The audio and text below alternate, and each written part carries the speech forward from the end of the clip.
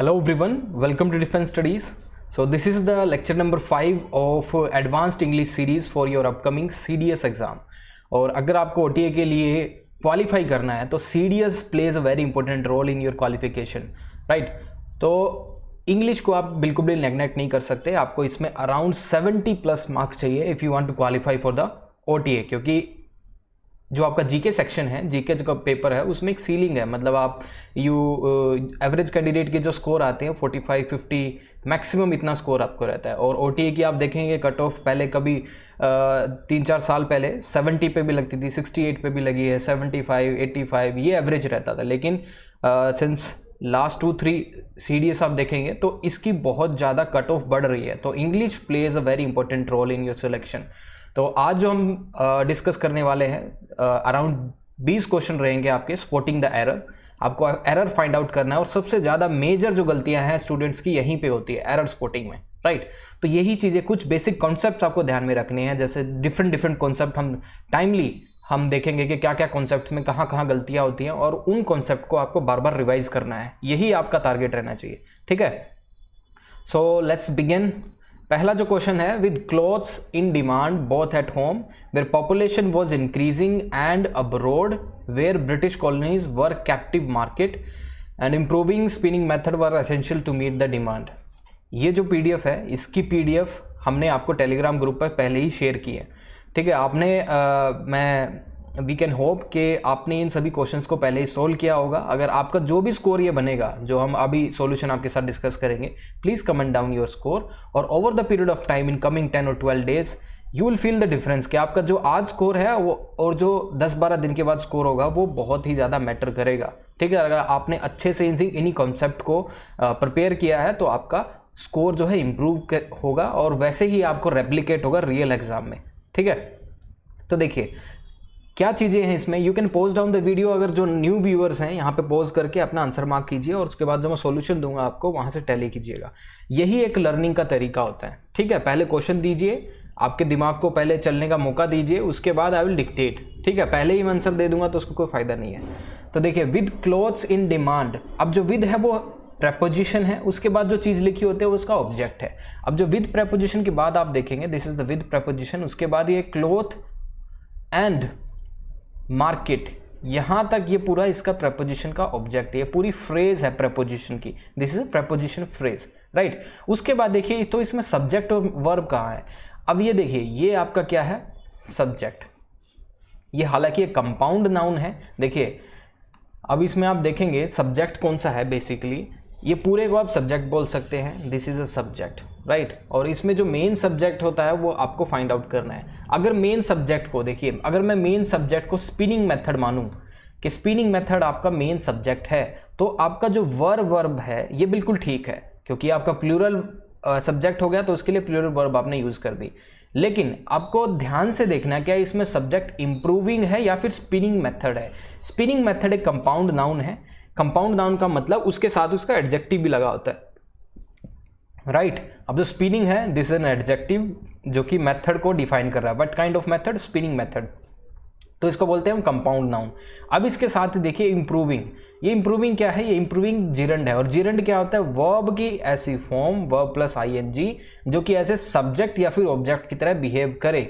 क्या इसमें इंप्रूविंग ऐसे सब्जेक्ट है। अब देखिए ध्यान से देखिए, with clothes in demand both at home where population was increasing and abroad where British colonies were captive market, यहाँ पे इसके बाद देखिए improving spinning methods were essential to meet the demand। अब methods were essential to meet the demand या फिर improving methods, ठीक है। तो improving आपका क्या होगा, यहाँ पे आपका सब्जेक्ट होगा, improvement होनी चाहिए उन methods में। so improving was essential to meet the demand, improving was essential to meet the demand, so the answer would be was essential, right।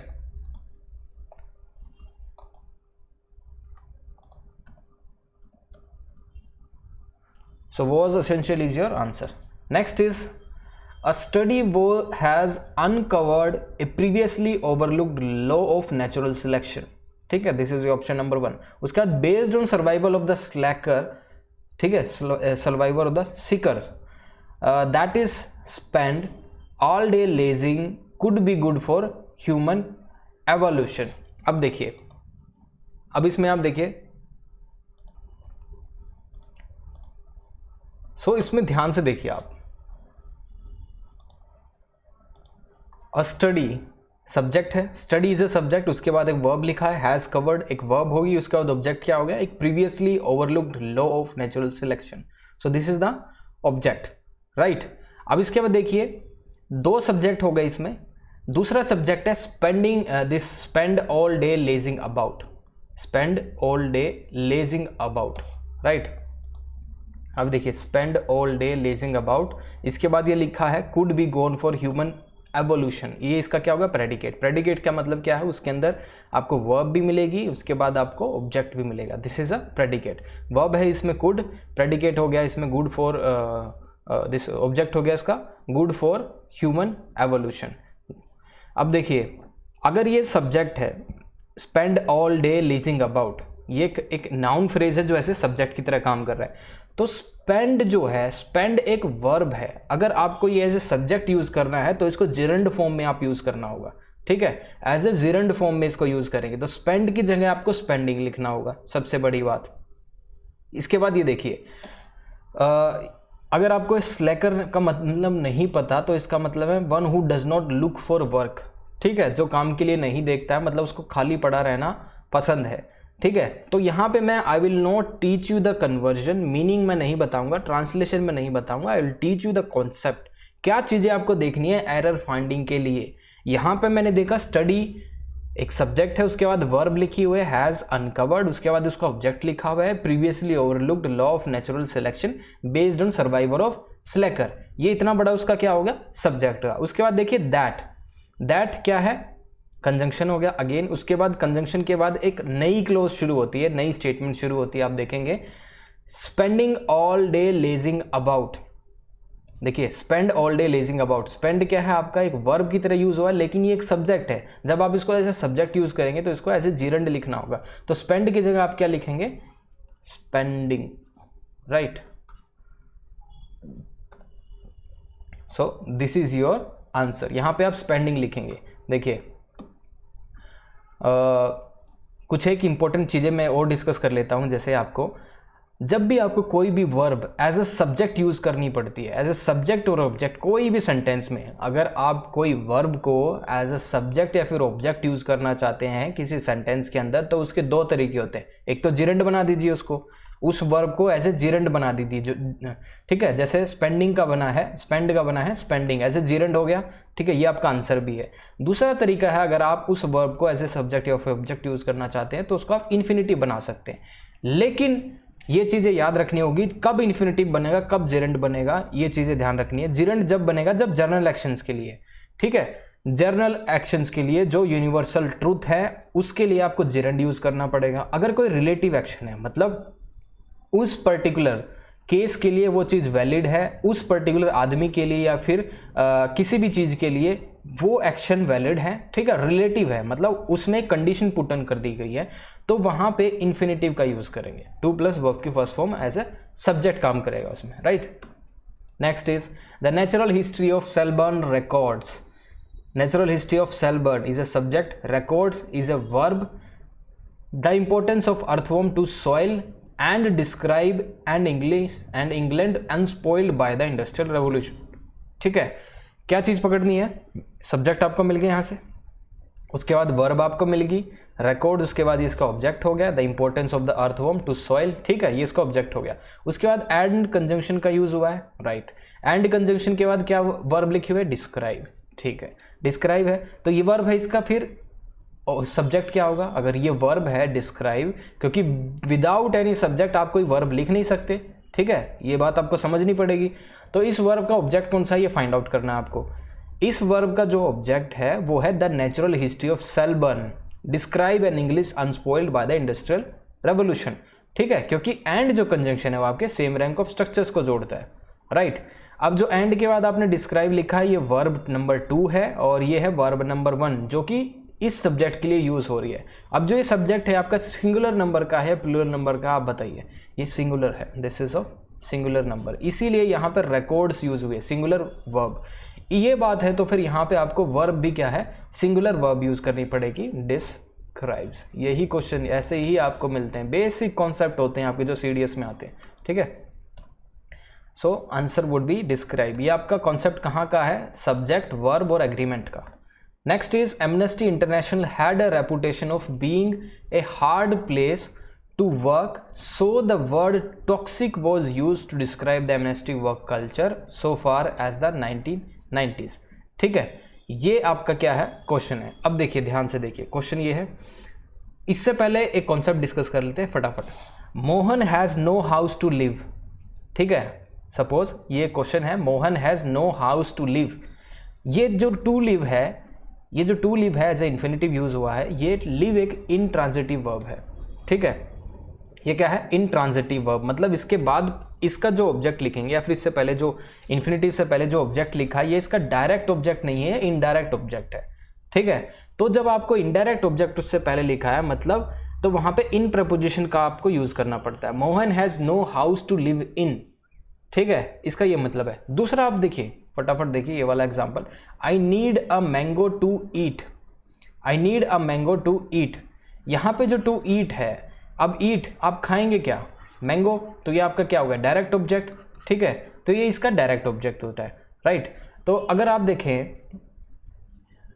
आप I need a mango to eat को आप change करेंगे, आप directly ऐसे भी लिख सकते हैं, आई ईट अ मैंगो, ठीक है।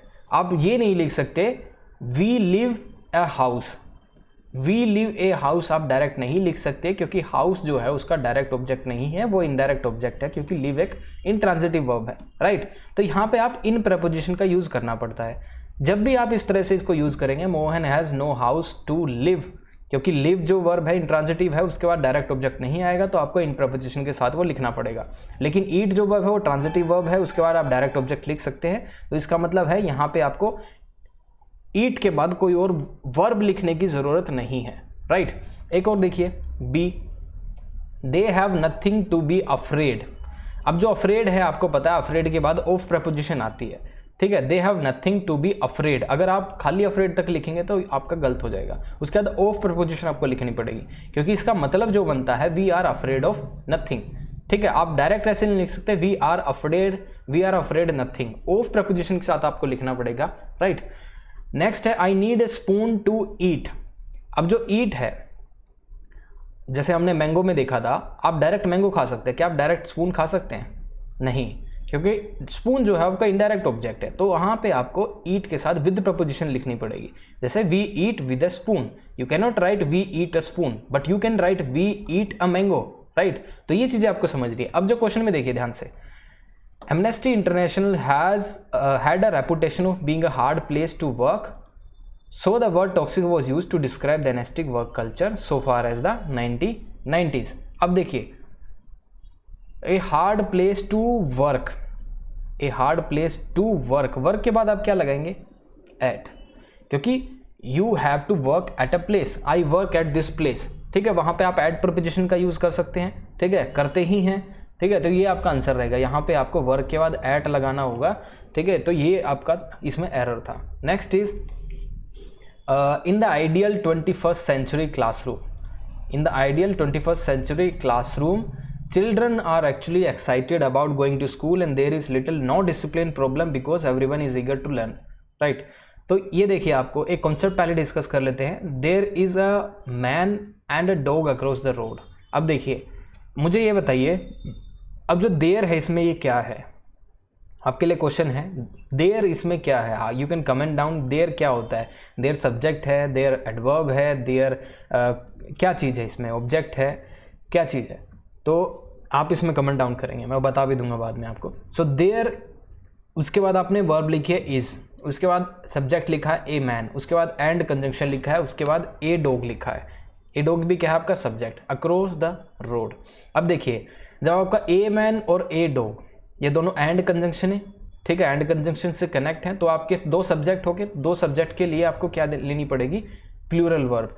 अब मैं बताता हूँ आर क्या होता है, ये देयर क्या होता है। देयर आपका इंट्रोडक्टरी सब्जेक्ट होता है, इंट्रोडक्टरी सब्जेक्ट, इंट्रोडक्टरी सब्जेक्ट होता है, इसका खुद का कोई नंबर नहीं होता है, ये डिपेंड करता है उस वर्ब के बाद जो लिखा होता है वो उस सब्जेक्ट का असली नंबर होता है। यहाँ पे देखेंगे आप, ये ए मैन ए डॉग, दो सब्जेक्ट हो गए तो इसका मतलब प्लूरल हो गया, इसके हिसाब से आपकी वर्ब आएगी आर। ठीक है, दूसरा देखते हैं, there are a man with a dog across the road. अब there are a man with a dog, अब यहाँ पे देखिए विद क्या है, एक प्रेपोजिशन है, प्रेपोजिशन के बाद आप क्या लिखते हैं, ऑब्जेक्ट। तो एक ऑब्जेक्ट हो गया, एक सब्जेक्ट हो गया, तो सब्जेक्ट आपका एक ही है, तो एक सब्जेक्ट है तो उसके हिसाब से आपको वर्ब लिखनी पड़ेगी इज। तो क्या समझे, देयर का कोई नंबर नहीं होता, there is an adverb, there एक एडवर्ब होती है, इंट्रोडक्टरी सब्जेक्ट होता है। ठीक है, तो वो किस पे डिपेंड करती है, वर्ब किसके हिसाब से आएगी, जो आपको उसके बाद लिखा होगा ए मैन। ठीक है, यहाँ पे लिखा हुआ है ए मैन, तो is a singular subject with एक प्रपोजिशन, उसके बाद जो लिखा होता है वो उसका ऑब्जेक्ट बन जाता है। लेकिन यहाँ पे एंड एक कंजंक्शन होता है जो दो सेम रैंक के स्ट्रक्चर्स को जोड़ता है। ठीक है, ओके। सो यहाँ पे आप ढूंढिए, यहाँ पे आपको क्या इसमें मिस्टेक मिल रही है। In the ideal 21st century classroom children are actually excited about going to school and there is little or no discipline problem because everyone is eager to learn. अब यहाँ पे देखिए देयर ये लिखा हुआ है, ठीक है, नो डिसिप्लिन प्रॉब्लम्स, मतलब प्रॉब्लम्स आपका यहाँ पे क्या है, प्रॉब्लम्स आपका प्लूरल नाउन हो गया, राइट। तो इस हिसाब से आप क्या करेंगे, या तो आप चेंज कर सकते हैं, इज को चेंज करके आप यहाँ पे लिखेंगे are. There are little, sorry, फिर आपको लिटल को भी चेंज करना पड़ेगा क्योंकि लिटल जो है आपका अनकाउंटेबल नाउन के लिए आता है। ठीक है, अनकाउंटेबल नाउन के लिए, और यहाँ पे आपको फ्यू यूज़ करना पड़ेगा, देयर आर फ्यू और नो डिसिप्लिन प्रॉब्लम्स। ठीक है, या फिर आप क्या कर सकते हैं, या फिर आप सिंपल इसको ऐसे ही रहने देंगे, there is little or no discipline problems. Problems को आप सिर्फ प्रॉब्लम लिख दीजिए simply, so your answer would be simply problem. ठीक है, तो मैंने आपको दो तरीके से सॉल्व करना बता दिया है, या तो आप प्रॉब्लम लिख सकते हैं इसको, there is little or no discipline problem, या फिर आप इज को हटा के यहाँ पे आर लिखेंगे और लिटल को रिप्लेस करेंगे फ्यू, क्योंकि जो आपका लिटल होता है वो आपका सिंगुलर नाउन के लिए यूज़ होता है, सिंगुलर नाउन के लिए। ठीक है, क्योंकि यहाँ पे सिंगुलर नाउन बना दिया हमने, प्रॉब्लम्स को प्रॉब्लम कर दिया, तो सिंगुलर नाउन के लिए यूज़ हो गया लिटल। अगर आपको प्लूरल नाउन के लिए चाहिए तो यहाँ पे आपको फ्यू का यूज़ करना पड़ेगा। ठीक है, okay. Next is we really need to look at intervention that focus long term weight management that can achieve sustained weight loss at the recommended 1 to 2 pounds per week। ठीक है, अब देखिए पहले कॉन्सेप्ट बताता हूँ, the man focus dash his eyes, the man focus dash his goal. अब ये देखिए, जब फोकस का मतलब किसी चीज़ पे आप फोकस करते हैं, ठीक है, आपने अपनी आंखों का यूज़ करके, the man focused his eyes, ठीक है, आपने किसी या पेन या पेंसिल पे अपना फोकस किया, तो वहाँ पे आपको किसी प्रेपोजिशन की ज़रूरत नहीं होती। ठीक है, जब आपको फोकस का मतलब होता है टू सेट और एडजस्ट, ठीक है, एडजस्ट करना होता है, तो उसका मतलब होता है टू फोकस, वहाँ पे आपको प्रेपोजिशन की यूज़ नहीं करना होता। जब आपका फोकस होता है टू कंसंट्रेट और स्ट्रेस, ठीक है, कंसंट्रेट और स्ट्रेस ऑन समथिंग, वहाँ पे आपको ऑन प्रेपोजिशन का यूज़ करना पड़ता है, the man focused on his goals. अब यहाँ पे आ जाइए, अब यहाँ पे देखेंगे आप, we really need to look at intervention that focus, यहाँ पे देखिए, यहाँ पे जो फोकस लिखा हुआ है, ये वाला फोकस कौन सा है, टू सेट, एडजस्ट, या फिर टू कंसंट्रेट और स्ट्रेस। अब यहाँ पे long term weight management, long term weight management की बात हुई है, मतलब आप कंसंट्रेट करेंगे, we really need to look at intervention that focus on long term weight management, you will concentrate on long term weight management. तो यहाँ पे आपका आंसर आएगा ऑन। ठीक है, तो लॉन्ग टर्म आपका क्या होगा, गोल। तो आप किसी भी गोल को जब आप फोकस करते हैं वहाँ पे ऑन प्रीपोजिशन का यूज़ करते हैं। Next is South Asia reaching from Afghanistan in the west to Bangladesh in the east is home to at least 600 languages belonging to 6 large language families. अब देखिए, मुझे ये कॉन्सेप्ट है, ये डिस्कस करता हूँ आपके साथ। एट लास्ट और एट लीस्ट, इसमें क्या डिफरेंस होता है? एट लास्ट का मतलब होता है in the end, at least का मतलब होता है मिनिमम। यहाँ पे देखिए, जो आपने एट लास्ट लिखा है, ये क्या है, एट लास्ट, ये का मतलब इन द एंड की यहाँ पे मीनिंग की ज़रूरत है या फिर मिनिमम। सो यहाँ पे एट लीस्ट वाले मीनिंग की ज़रूरत है, at least 600 languages belonging to 6 large language families. मुझे कुछ भी नहीं आता था, सिर्फ आपको इसी तरह से आपको अपने एरर ढूंढने हैं। ठीक है, आप इनका मीनिंग कन्वर्ट करने में लगे रहेंगे, ट्रांसलेशन के चक्कर में मत पड़िए। सिंपल इंग्लिश ढूंढिए, उनके रूल्स ढूंढिए, उनके कॉन्सेप्ट ढूंढिए, आप इजीली सेल थ्रू कर जाएंगे। ठीक है, next is the Subway system has become very safe and has come a long way since the 1980s and 1990s where violation was rampant। अब देखिए, अब आप ये बताइए जो when जो है आप इसका यूज़ कब करते हैं और where का यूज़ कब करते हैं। when का यूज़ करते हैं हम टाइम को डिनोट करने के लिए, where का यूज़ करते हैं हम किसी प्लेस के बारे में बात कर रहे होते हैं, ठीक है। अब यहाँ पे देखिए रेफरेंस आपको किस चीज़ का दिया हुआ है, द 1980s एंड 1990s, तो एक टाइम का रेफरेंस है, तो यहाँ पे प्लेस क्या कर रहा है, तो यहाँ पे लिखेंगे when violence was rampant, ठीक है। Next is the camping site is a naturally sculpted amphitheater that serving as the perfect spot। ये वाला रिपीटिशन है, लास्ट ईयर कह रहा हूँ, लास्ट लेक्चर में सेम कॉन्सेप्ट पे क्वेश्चन कर रखा है हमने। That serving as a perfect spot to lay back and count the stars। अब देखिए द कैंपिंग साइट हो गया आपका सब्जेक्ट, इज हो गया आपका वर्ब, उसके बाद ये क्या है पूरा आपका ऑब्जेक्ट, ठीक है। This is your object, A naturally sculpted amphitheatre. That हो गया आपका कंजंक्शन, जो कि इसी सब्जेक्ट और कंजंक्शन का दोनों का काम करता है, सब्जेक्ट और कंजंक्शन दोनों का काम करता है। दैट के बाद आपने लिखा हुआ है एक वर्ब, ठीक है। वो वर्ब किसके अकॉर्डिंग आती है, दैट से पहले जो एंटीसीडेंट लिखा होता है, दैट से पहले एंटीसीडेंट क्या है, एम्फीथिएटर। एम्फीथिएटर क्या है, सिंगुलर नाउन है, ठीक है। तो आपको वर्ब कैसे लिखनी पड़ेगी, सिंगुलर, यहाँ पे आप क्या लिखेंगे, सर्व्स, SERVES, ठीक है। So this is your answer.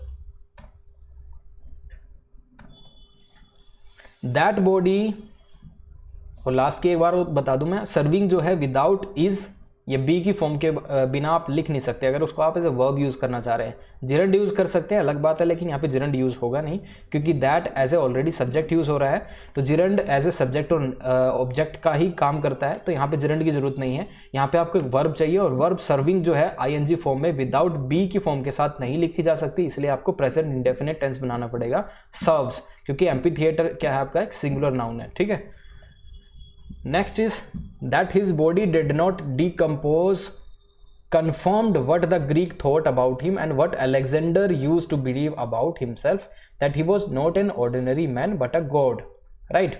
अब ये देखिए सिंपल सेंटेंस है, देखिए आप यूज टू का कब यूज करते हैं, यूज टू कोई भी पास्ट हैबिट को डिनोट करने के लिए होती है, ठीक है। कोई फ्यूचर हैबिट को डिनोट करने के लिए क्या बोलते हैं, विल यूज टू हो जाएगा क्या, और प्रेजेंट की हैबिट को डिनोट करने के लिए क्या आप यूज़ या फिर यूजेस टू ऐसा कुछ कर सकते हैं, नहीं, ये सब गलत है, ठीक है। प्रेजेंट की हैबिट कुछ नहीं होती, फ्यूचर की हैबिट कुछ नहीं होती, सिर्फ पास्ट की हैबिट के लिए ये वाला आपको यूज़ करना होता है, यूज टू, ठीक है। यूज टू ये पास्ट की हैबिट को दिखा देता है, तो इसमें well but Alexander used to believe, ठीक है, उसकी पास्ट की हैबिट थी, use to believe about himself that he was not a ordinary man but a god, ठीक है। तो ये आपका सॉल्यूशन हो जाएगा यूज टू। सिंपल है, यही चीज़ें आपको पकड़नी है, यही कॉन्सेप्ट मैं बता रहा हूँ, रिपीट होंगे। यहाँ पे यूज टू आपको पता होना चाहिए, वेयर कैसे यूज़ करते हैं, व्हेन कैसे यूज़ करते हैं, दैट रिलेटिव कंजंक्शन है जो उससे पहले जो उसका एंटीसीडेंट होता है, उसके बाद जो वर्ब आती है वो कौन से नंबर की होगी, यही कॉन्सेप्ट है। कितना ही बड़ा स्टेटमेंट दे लीजिए, आप सिर्फ इन कॉन्सेप्ट को पकड़ना है। Next is hemophilia, blood clotting disorder can be passed the maternal line, can be passed about the maternal line within families. Men are more likely to develop it while women are usually carriers, right। अब मुझे बताइए जो phrasal verb है, pass on, pass out, pass off, pass by, right, और इसके बाद देखेंगे pass away, ये 5 फ्रेजल वर्ब है, इनका सबका मीनिंग अलग अलग है। पास ऑन का मतलब है टू ट्रांसफर, पास आउट का मतलब है कॉन्शियसनेस को लूज करना, पास ऑफ का मतलब है टू डिस्गाइज वन सेल्फ, मतलब खुद के मतलब भेस बदल के, जैसे नेताजी सुभाष चंद्र बोस अपने भेस बदल के दे वेंट टू रशिया और जर्मनी, ठीक है, to disguise oneself. Pass by का मतलब है टू वॉक बाय, ठीक है, you pass by with the stranger, और किसी भी मतलब आपके साइड से निकल गए। पास अवे का मतलब है टू डाई, ये सभी चीज़ें। अब इसमें देखिए इसमें कौन से वाले मीनिंग की ज़रूरत है, हीमोफीलिया एक जेनेटिक डिसऑर्डर है, ठीक है, about A blood clotting disorder, ठीक है। जो हीमोफीलिया आपने देखा होगा, हाथी पैर भी हो जाता है, ठीक है, बड़े बड़े मतलब पैर सूज जाते हैं लोगों के। Blood clotting disorder can be passed about, यहाँ पे अबाउट की ज़रूरत है या फिर कौन से वाले फ्रेजल वर्ब की ज़रूरत है, यहाँ पे आपको पास्ड डाउन, इसमें से कोई सी भी नहीं आएगी, पास डाउन, यहाँ पे आपको पास डाउन यूज़ करना पड़ेगा, ठीक है। अबाउट की जगह पास डाउन, मतलब टॉप टू डाउन, जो ऊपर टॉप हायरार्की पे हैं, जो आपके मैटरनली मतलब जो आपके मदर की साइड से जो आपकी लीनिएज है वहाँ से वो बीमारी शुरू होती है और आपकी जो फीमेल जो है उसको कैरी करती हैं और इसके सिम्टम्स दिखते हैं मेंस में, ठीक है। वीमेन यूजुअली कैरियर होती हैं, सिम्टम्स किस में दिखेंगे, मेंस में। Mens are more likely to develop it while womens are usually carrier, right. Last week he promised that he would have come today but he has not arrived yet। बताइए फटाफट, conditional का question है। Conditional आपने पढ़े होंगे, conditional English में conditional एक chapter है। कंडीशनल के अंदर 3 कंडीशन है, ओपन, सेमी क्लोज्ड, तीसरा है क्लोज्ड। क्लोज्ड में भी 2 आपकी टाइप हैं। पहला है जिसमें क्लोज्ड में आपका रिजल्ट जो है वो पास्ट में आता है, दूसरा क्लोज्ड में है जो आपका रिजल्ट प्रेजेंट में आता है, ठीक है। दोनों ही अनरियल सिचुएशन होती है, अनरियल सिचुएशन, ठीक है, अनरियल सिचुएशन। अब इसमें देखिए आपको जो टुडे लिखा हुआ है, टुडे का मतलब है प्रेजेंट, आपका रिजल्ट प्रेजेंट में आएगा, लेकिन आपकी जो कंडीशन है पास्ट की है, ठीक है, कोई दिक्कत नहीं है। अब आपको जो प्रेजेंट में रिजल्ट चाहिए तो आपको वुड के साथ जो है वर्ब की फर्स्ट फॉर्म यूज करनी पड़ेगी, कम, ठीक है। हैव को ड्रॉप कीजिए, right. So answer would be last week he promised that he would come today, right, but he has not arrived yet. यहाँ पे आप लिखेंगे वुड कम। 2 चीज़ें और बता दूं मैं इसको, पास्ट की अनरियल सिचुएशन है, पास्ट का कोई अनरियल रिजल्ट है और प्रेजेंट का अनरियल रिजल्ट है। पास्ट का अगर कोई अनरियल रिजल्ट है तो आपको would plus have plus verb की थर्ड फॉर्म यूज़ करनी पड़ेगी। प्रेजेंट का अनरियल रिजल्ट है तो वुड प्लस वर्ब की फर्स्ट फॉर्म यूज़ करनी पड़ेगी, ठीक है। शायद आपको ये सभी चीज़ें पता होगा, जैसे आप लिखते थे, आपने बहुत सारे क्वेश्चन ऐसे देखे होंगे, if I had been the principal of that particular college I would not allow any indiscipline in that particular college। ये आपका CAPF का क्वेश्चन है। तो इस तरह से क्वेश्चन आते हैं, मतलब पास्ट में आप जाके इमेजिन करते हैं अगर मैं ऐसा होता, if the police had arrived on time the victim could have been saved, ठीक है। इस तरह से क्वेश्चन आते हैं आपके कि अगर पुलिस टाइम पे पहुंच गई होती तो विक्टिम को बचा लिया जाता। तो इसका आंसर क्या आता है, ना तो पुलिस टाइम पे पहुंची ना विक्टिम को बचाया जा सका, ठीक है। सो ये इसका मतलब होता है।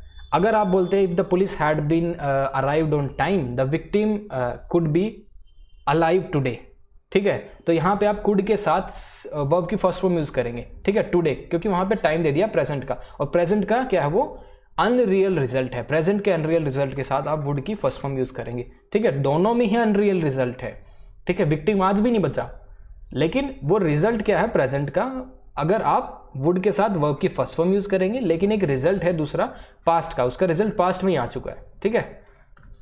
Next is from my hotel I could see that A flock of birds were flying over the lake.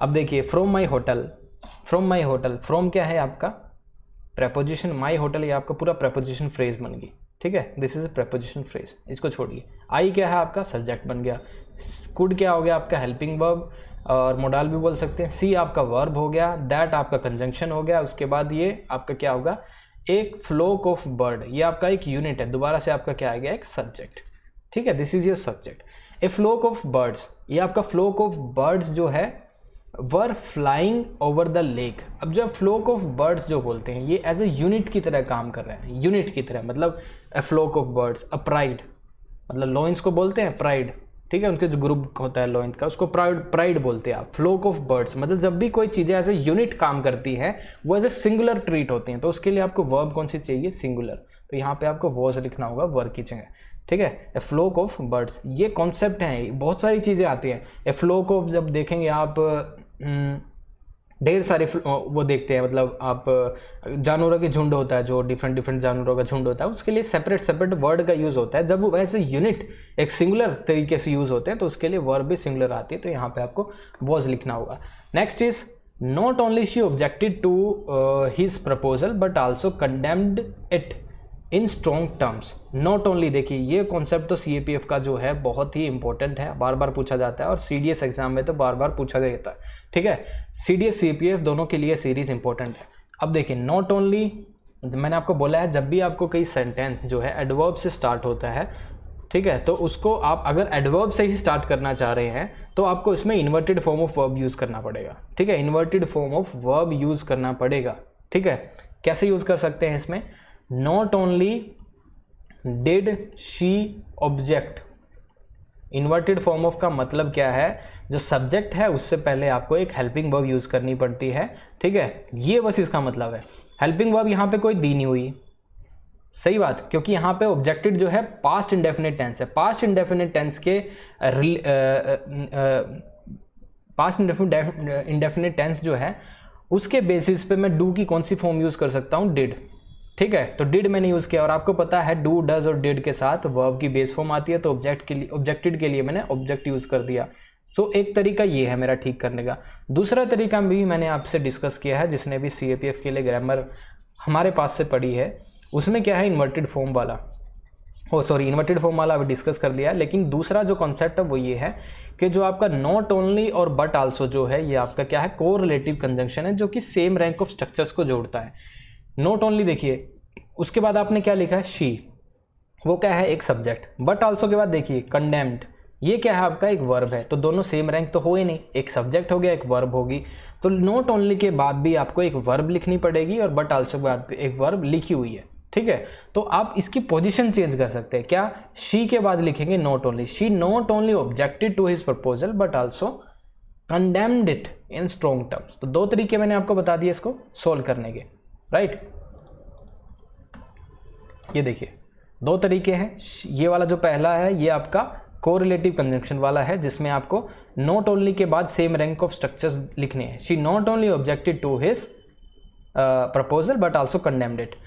Next जो है इन्वर्टेड फॉर्म लिख सकते हैं आप, not only did she object to his proposal but also condemned it, ठीक है। दोनों मैंने आपको बता दिए ठीक करने के तरीके। Next is you will not be allowed in the film festival in case you have a photo ID card.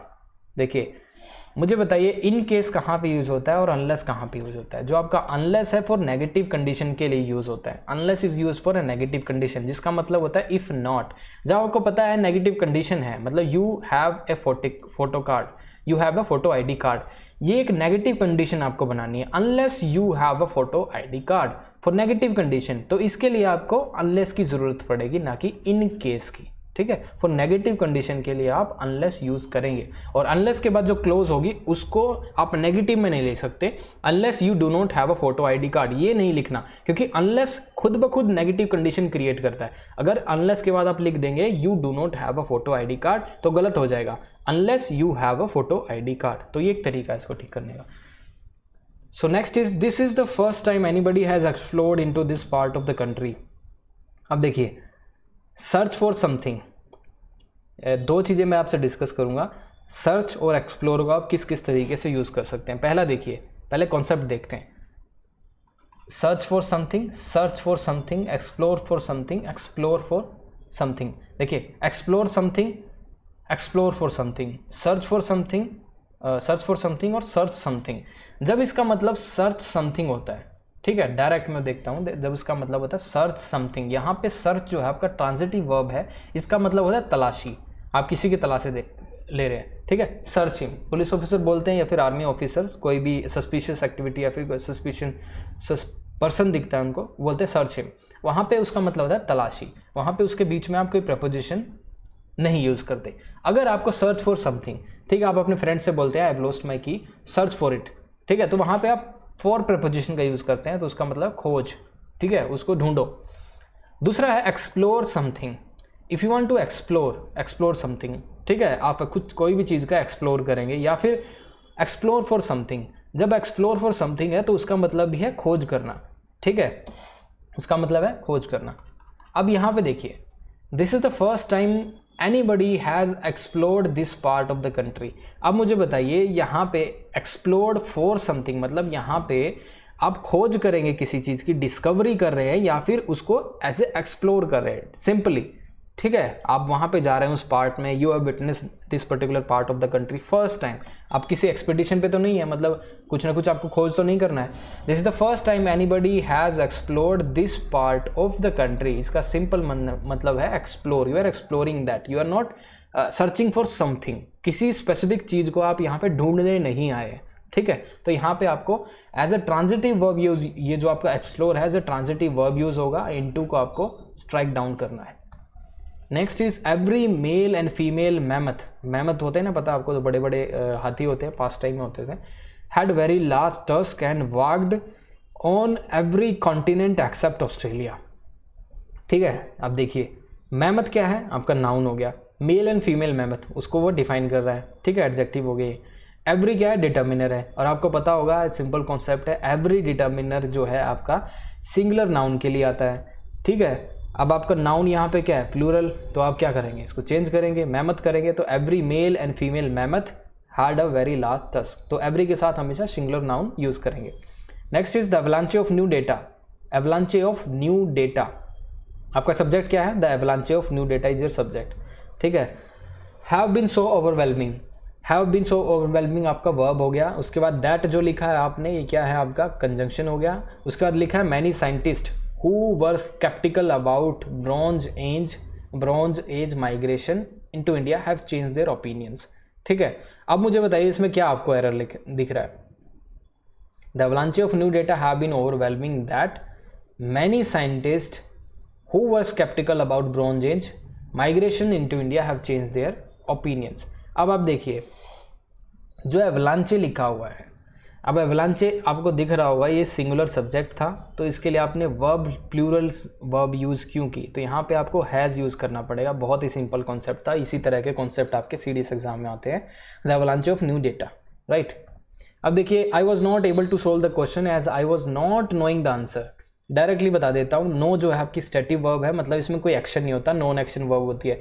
जिस चीज़ में कोई एक्शन नहीं होता, स्टैटिक वर्ब होती है, तो वो कंटिन्यूस फॉर्म में कभी नहीं आती, ठीक है। There are different static verbs, know एक उनमें से एक पर्टिकुलर वर्ब है जो स्टैटिक वर्ब है जिसमें एक्शन नहीं होता, ठीक है। एक स्टेट को डिफाइन करती है, इट डिफाइंस अ स्टेट, अगर स्टेट को डिफाइन करती है तो कंटिन्यूस में नहीं आएगी, यहाँ पे आपको सिंपल मतलब हाँ यहाँ पे आपको कंटिन्यूस में नहीं बना सकते। तो यहाँ पे पास्ट का टेंस है, तो यहाँ पे क्या लिखेंगे आप, I did not know the answer, ठीक है। यहाँ पे आप इसको चेंज करेंगे, I was not able to solve the question as I did not know the answer, ठीक है। Last question, last year there was an increase to the number of road accident on the eastern periphery. अब देखिए increase और decrease directly discuss कर लेते हैं। Last year there was, last year क्या आपका पॉइंट ऑफ टाइम दे रखा है, मतलब पास्ट की बात हो रही है। देयर आपका क्या हो गया, इसमें दोबारा से इंट्रोडक्टरी सब्जेक्ट हो गया, वॉज एन इंक्रीज, वॉज आपका वर्ब हो गया, एन इंक्रीज, ठीक है। उसके बाद लिखा object, to the number of road accident on the eastern expressway. अब देखिए इंक्रीज और डिक्रीज समथिंग, जब आप इंक्रीज और डिक्रीज जब आप उसको ऐसे ट्रांजिटिव वर्ब यूज कर रहे होते हैं तो आप उसके साथ डायरेक्ट ऑब्जेक्ट लिखते हैं, बोलते हैं ना decrease the volume, increase the volume, ठीक है, इस तरह से। तो उसके बाद डायरेक्ट आप ऑब्जेक्ट लिख देते हैं समथिंग। जब आप इंक्रीज और डिक्रीज को एज अ ट्रांजिटिव वर्ब नहीं यूज कर रहे हैं तो उसके बाद इन प्रपोजिशन का आपको यूज करना पड़ेगा, ठीक है। तो जब आप इंक्रीज और डिक्रीज को एज अ वर्ब यूज कर रहे होते हैं तो उसके बाद डायरेक्ट ऑब्जेक्ट लिखते हैं, लेकिन इंक्रीज और डिक्रीज जब एज अ नाउन होता है तो उसके बाद आप इन प्रपोजिशन का यूज करते हैं, राइट। देखिए तो आपका इसमें पर्टिकुलर आंसर क्या बनेगा, yes, so there was an increase in the number of road accident। तो यहाँ पे आपको टू जो ड्रॉप करना पड़ेगा, यहाँ पे इन प्रपोजिशन का यूज करना पड़ेगा। Last year there was an increase in the number of road accident, ठीक है। यहाँ पे आपका इंक्रीज क्या है, एज अ वर्ब यूज नहीं हुआ है, क्योंकि आप देख रहे हैं यहाँ पे वॉज के बाद वर्ब तो यहाँ पे है वॉज, उसके बाद ये एज ए नाउन और एज ए ऑब्जेक्ट यूज हुआ है, तो ये नाउन ही है एक तरह से, तो आपका ऑब्जेक्ट है increase in the number of road accident, तो यहाँ पे इन प्रपोजिशन को आपका यूज करना पड़ेगा, right. So this is all in this particular lecture. तो आई थिंक हमने काफ़ी इसमें कॉन्सेप्ट डिस्कस कर लिए हैं, स्पॉटिंग एरर और आप रीअरेंजिंग ऑफ द सेंटेंसेज और ऑर्डरिंग ऑफ द सेंटेंस, ये भी हमने डिस्कस किया है। So all these things are important for CDS. अभी बहुत कुछ बाकी है इसमें डिस्कस करना। अगर आपको लगता है आपका कोई पर्टिकुलर जो आपका एरिया वीक है इंग्लिश के अंदर, यू कैन कमेंट डाउन, हम उस पर भी वीडियो बना सकते हैं, ठीक है। So thank you for watching.